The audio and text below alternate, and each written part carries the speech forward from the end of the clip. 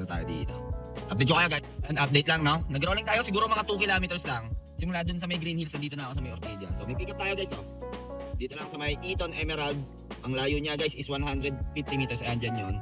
Tumigil muna ako para mapakita sa inyo guys. Ganun ko kayo kamahal guys. Tapos ang drop off nito guys. Ano to? Ayala. Amorsolo Drive. Yun to sa circuit. Amorsolo Drive. So tara pick upin na natin guys. So time check tayo. 7:25. So pamakati tayo guys.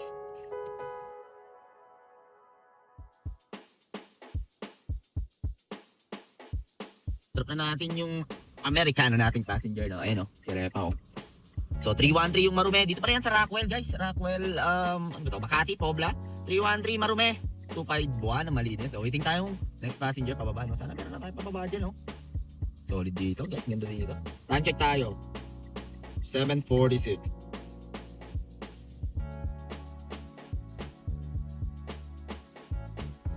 And guys, nag-rolling tayo simula Rockwell hanggang dito sa BGC. Siguro mga 2 kilometers lang yun. 2 or 3.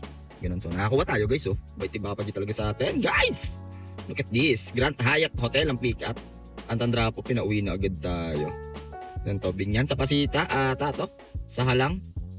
Halang to. Barangay Halang pero daan nito Pasita. So tara, pick upin na natin guys. Time check tayo. Time check. 8:50. Ayan guys, dito tayo sa Grand Hyatt. Ganda dito guys. Bait talaga sa atin yung Papa Gino. Lagi niya tayong binibigyan ng power. Akala ko malulusaw na isang seti pa lang gamit ko ah. Pero kulang pa ako ng 500. Pero manipis naman yung gas ko.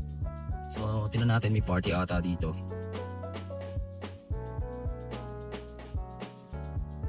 Ayan, drop na natin si Sir no. Dito lang sa ano pala to, sa may Macarya Village.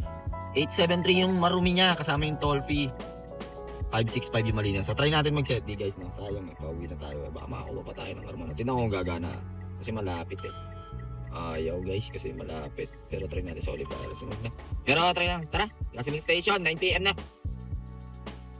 Ayan ang tinakbo natin guys oh. Full tank na ulit oh. So ayan guys. Na-hit natin yung ano guys oh.